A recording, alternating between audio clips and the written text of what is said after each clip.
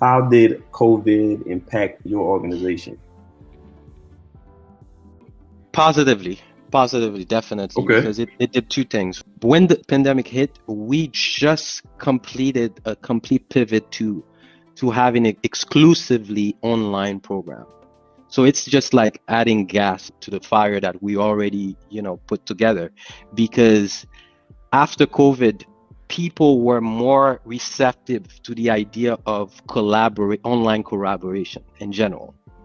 Uh, Here and there, you used to hear some people say, I need the face-to-face interaction. I need to feel I'm walking into a class. But after COVID, this totally went away. So people got comfortable with collaborating, studying, going to work completely in a completely remote fashion. Okay. Because we trying to mimic as much as possible what they're gonna encounter in a real environment, which is remote collaboration. I did a survey. Over 95% of our alumni are working 100% remotely, and I don't think that's going to change.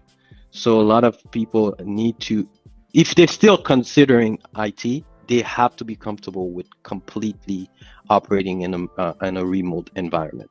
It definitely helped expand our reach and serve the whole United States in general.